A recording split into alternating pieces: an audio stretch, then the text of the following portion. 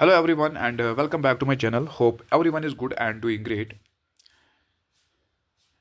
तो आज के इस वीडियो में हम एक इम्पॉर्टेंट सीरीज स्टार्ट करने वाले हैं जो कि काफ़ी ज़्यादा इम्पॉर्टेंट रहेगी अगर आप जेकेपी कांस्टेबल के लिए प्रिपरेशन कर रहे हो या आप जूनियर असिस्टेंट एग्जाम के लिए प्रिपरेशन कर रहे हो तो this series is very important for any competitive exam. Okay, तो इस सीरीज में हम क्या करने वाले हैं, इस सीरीज में हम डिस्कस करने वाले हैं MCQs related to computer science. चाहे आप किसी भी कॉम्पिटेटिव एग्जाम के लिए प्रिपरेशन कर रहे हो तो this series very important for all the competitive exams.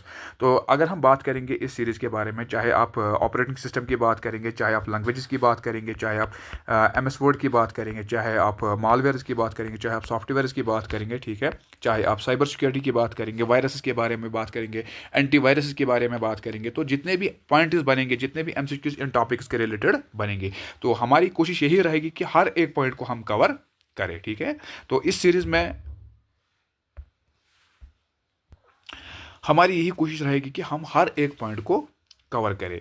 Okay, तो चाहे हम बेसिक से लेके, ठीक है, हाई लेवल तक जितने भी एमसीक्यूज बनेंगे तो हमारी कोशिश रहेगी कि हर एक पॉइंट को कवर करें। ओके, तो इस सीरीज़ को आप प्यार दीजिए और ज़्यादा से ज़्यादा आप इस सीरीज़ को सपोर्ट कीजिए। तो चलिए वीडियो को शुरू करते हैं क्वेश्चन नंबर 1 से।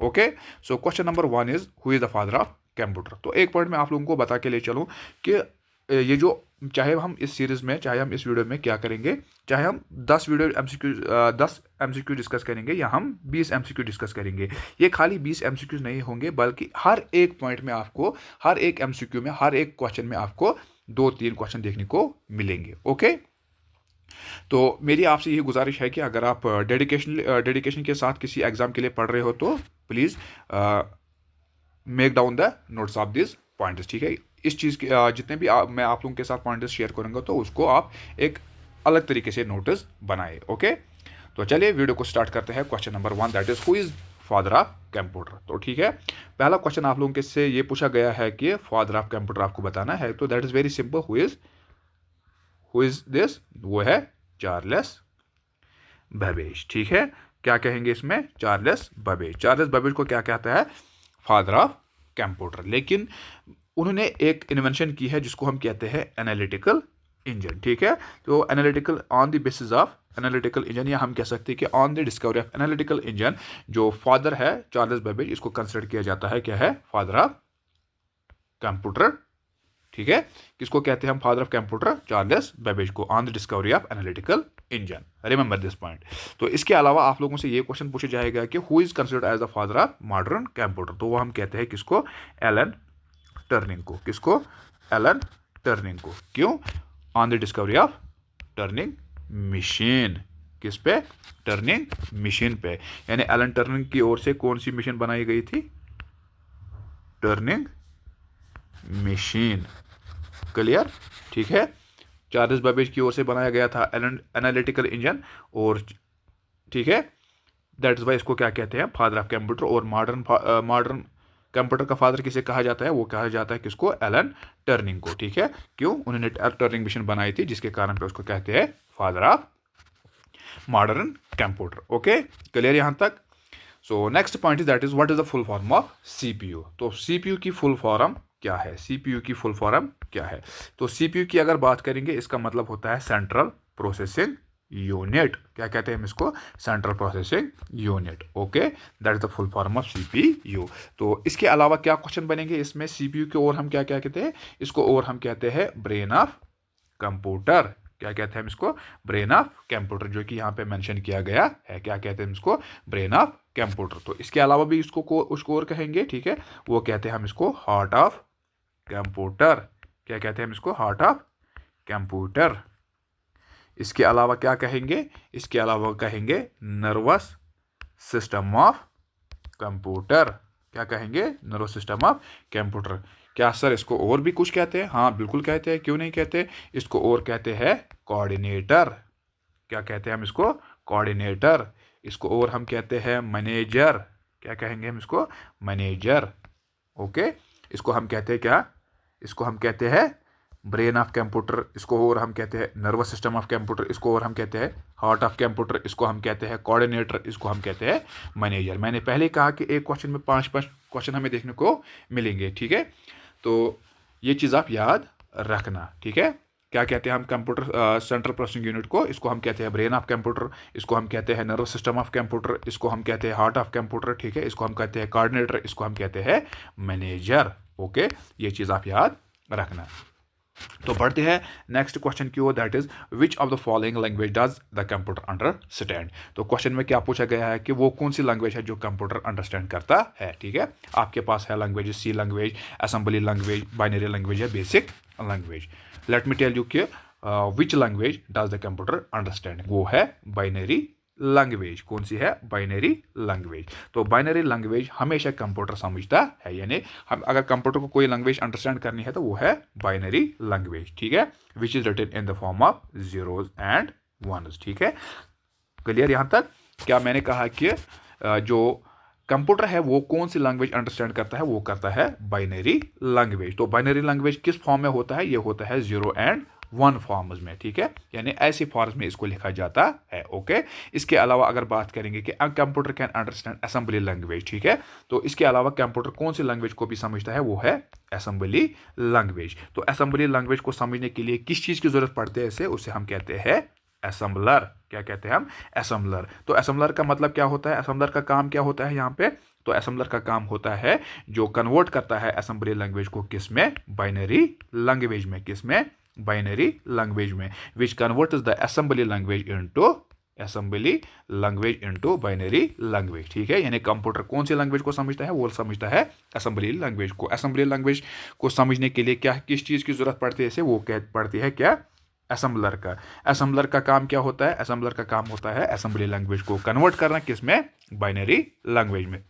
तो सिमिलरली अगर हम बात करेंगे, जो कंप्यूटर होता है वो हाई लेवल लैंग्वेज को भी समझता है, यानी इसको ही also understands the high level language. लेकिन ये समझने के लिए इसको किन चीज़ों की जरूरत पड़ती है? एक है कंपाइलर, ठीक है, दूसरा है इंटरप्रेटर, ठीक है, इंटरप्रेटर। Okay, clear?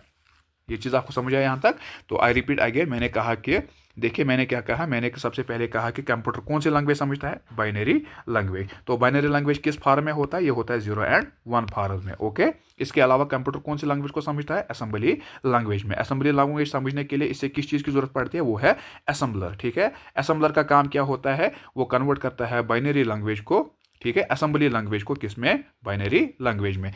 तो इसके अलावा ये क्या करता है? ये हाई लेवल लैंग्वेज को भी समझता है, यानी HLL, यानी हाई लेवल लैंग्वेज। तो इस चीज़ को अंडरस्टैंड करने के लिए इसे किस चीज़ की जरूरत पड़ती है? दैट इज कंपाइलर, ठीक है, या हम किसको कहते हैं? इंटरप्रेटर, ठीक है, यानी इन दो चीज़ों की यहाँ पे जरूरत पड़ती है। Okay, clear? फिर आता है which of the following computer language is written in binary codes only, ठीक है।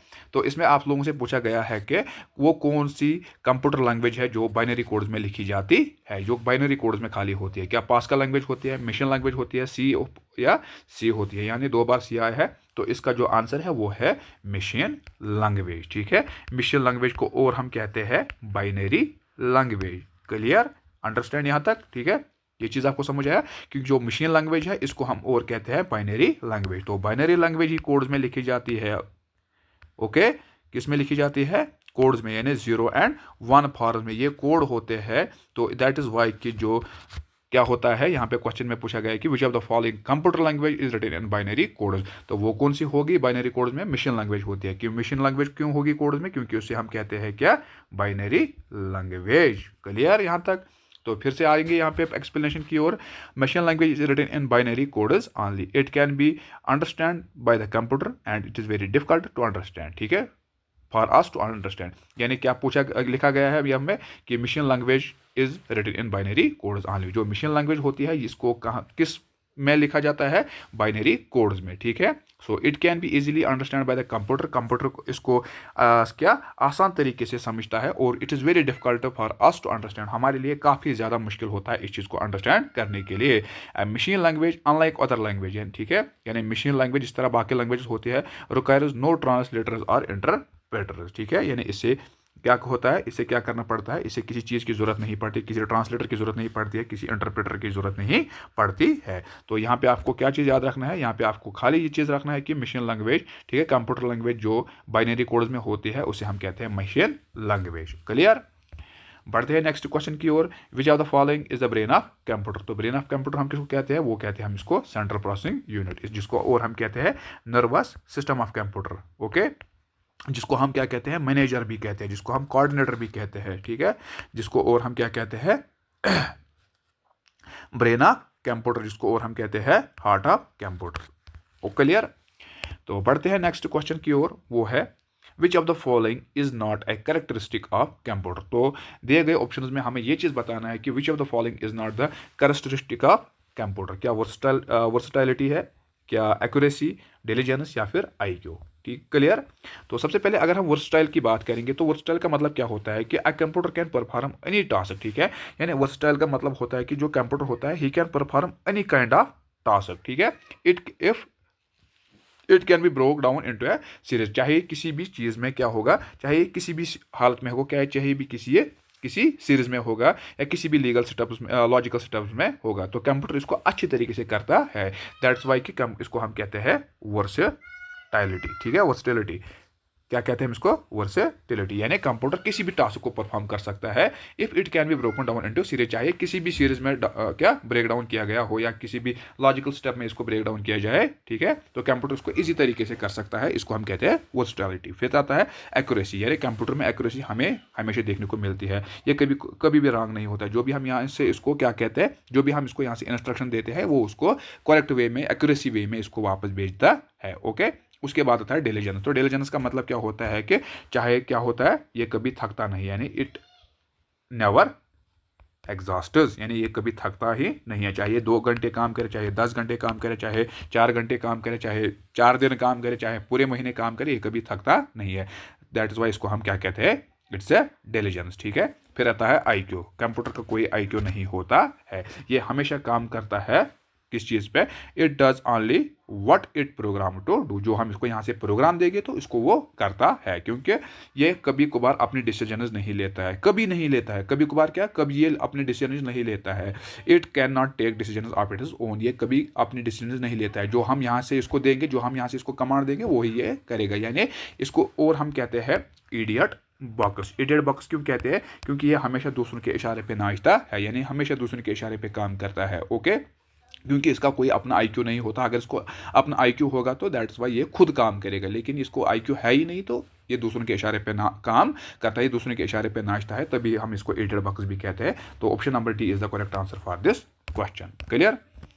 So next question is which of the following is the smallest unit of data in a computer. तो आप में से पूछा गया है कि स्मॉलेस्ट यूनिट ऑफ डाटा, या हम कह सकते हैं कि स्मॉलेस्ट यूनिट ऑफ मेमोरी इनमें से कौन है, क्या बिट है, KB है, निबल है, या बाइट है।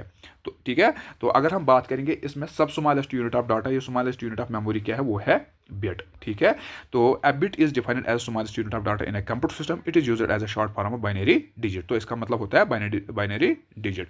तो अगर हम बिट की वैल्यू करेंगे तो ये किसके बराबर होता है, ये होता है 2, किसके बराबर होता है, 2 क्रम्स के बराबर। ठीक है, 2 क्रम, CRUMB, यानी इसके बराबर होता है, and is considered as the smallest unit of computer. Okay, तो अगर इसके अलावा और हम बात करेंगे इस रेल के रिलेटेड, इसके बाद आता है निबल। ठीक है, यानी जो सेकंड, ठीक है, second smallest unit of data होगा। तो उसके बाद क्या आता है, बाइट। क्या आता है, बाइट। निबल आता है सेकंड, फिर आता है बाइट, फिर क्या आता है, वर्ड। ओके, फिर वर्ड आता है, इसके बाद आता है, यहाँ पे लिखा है KB। ठीक है, क्लियर।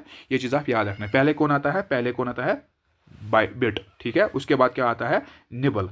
ठीक है, उसके बाद वर्ड, वेट ए सेकंड, पहले आता है बिट, उसके बाद कौन आता है, निबल, फिर क्या आता है, वर्ड, फिर आता है, सॉरी, पहले आता है बिट, फिर आता है निबल, उसके बाद आता है बाइट। ठीक है, फिर आता है वर्ड, उसके बाद आता है किलोबाइट। ठीक है, तो अगर कभी कभार आपसे पूछा जाएगा कि which is the highest unit of memory, तो हाईएस्ट यूनिट ऑफ मेमोरी क्या है, दैट इज जियोप बाइट। क्या आता है, जियोप, GEOP, जियोप बाइट। वो किसके बराबर होता है, 1024 BB।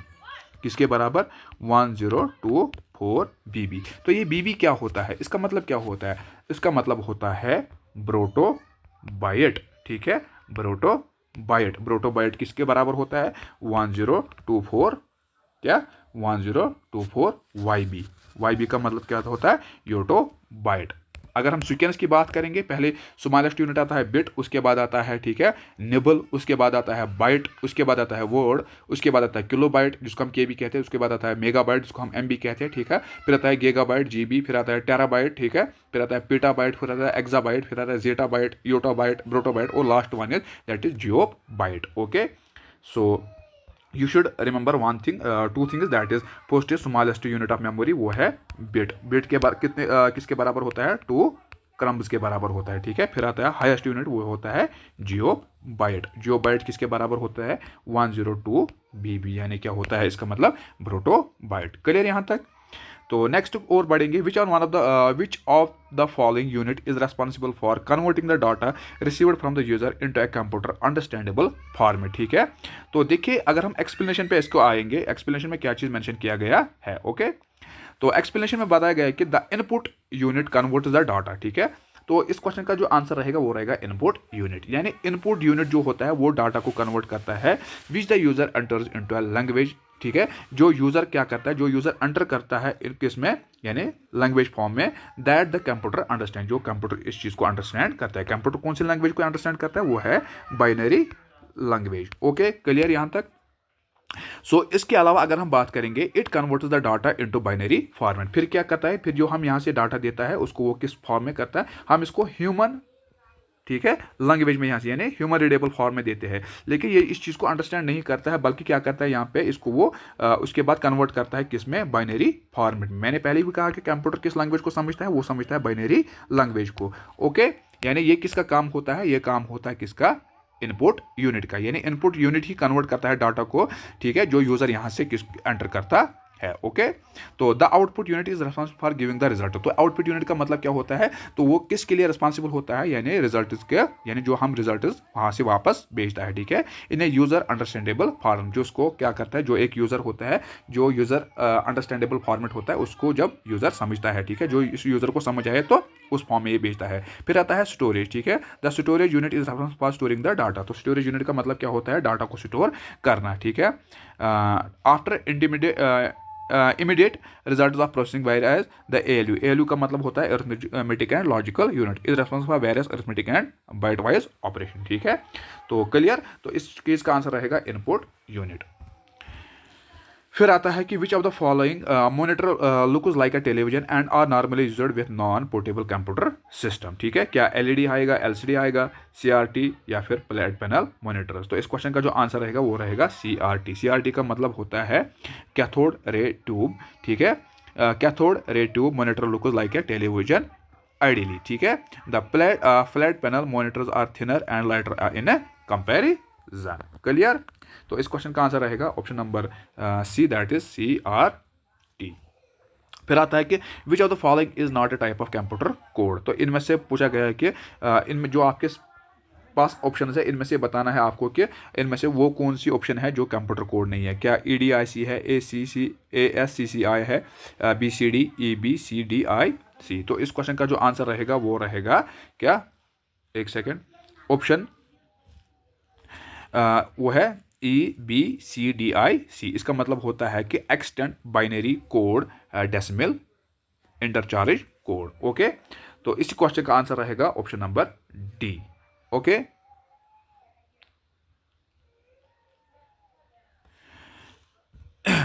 Okay, so option number D is the correct answer for this question.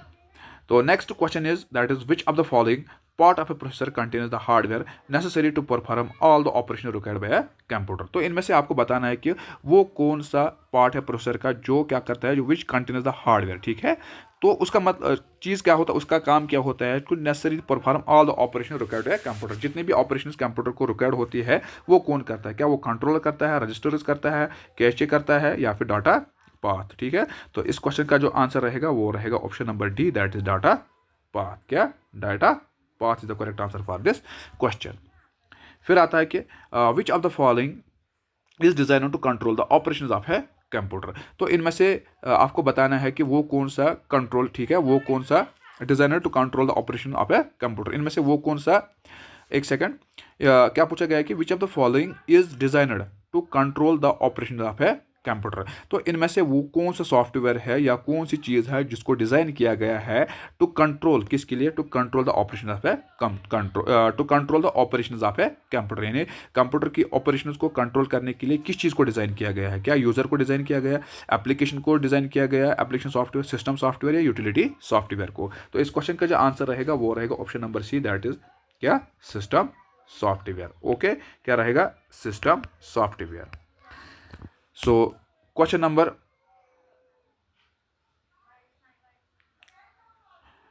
Next question is which of the following are physical devices of a computer. Okay, तो यहां से बताना है आपको कि which of the following are the physical device of a computer. तो physical devices आपको बताना है, एक है हार्डवेयर, सॉफ्टवेयर, मालवेयर या पैकेज। ठीक है, तो hardware refer the physical device of a computer. Hardware जो होते हैं उसको हम कहते हैं फिजिकल डिवाइसेज, यानी जिसको और हम कहते हैं टेंजिबल। क्या कहते हैं हम, टेंजिबल। और टेंजिबल किसको कहते हैं, वन वी कैन टच, जिसको हम टच कर सकते हैं उसको हम कहते हैं टेंजिबल। तो हार्डवेयर क्या होता है, हार्डवेयर होता है टेंजिबल। ठीक है, तो इस क्वेश्चन का जो आंसर रहेगा वो रहेगा option number A, that is hardware. तो hardware refers the physical device computer, software reflect allocation of program sequence of instruction. तो आप लोगों ने ये चीज पढ़ा होगा। तो इस क्वेश्चन का खाली ये चीज आपको बताना है कि which of the following are physical devices of computer. तो ये चीज बताना है कि फिजिकल डिवाइस कौन है इनमें से कंप्यूटर, वो है हार्डवेयर। तो हार्डवेयर का मतलब होता है विच वी कैन टच, तो इसको हम टच कर सकते हैं, इसको और हम कह सकते हैं इट्स ए टेंजेबल। ठीक है, टेंजेबल हम किसको कहते हैं, जिसको हम टच कर सकते हैं। क्लियर। तो फिर आता है which are the following defines the assigned ordering among the characters used by the computer. तो इस क्वेश्चन में आप लोगों से क्या पूछा गया है कि which of the following defines the असाइनड order. तो इनमें से वो कौन डिफाइन करता है, जो क्या करता है डिफाइन असाइनड ऑर्डरिंग। ठीक है, among the character used by a computer. तो उसको हम कहते हैं collating sequence. Okay, collating sequence is the correct answer for this question. So this was all about today's video. Hope you like this video. अगर video पसंद आया तो video को लाइक कीजिए और अपने फ्रेंड्स के साथ शेयर कीजिए। मिलते हैं इंशाल्लाह नेक्स्ट वीडियो, तब तक के लिए अल्लाह हाफिज़।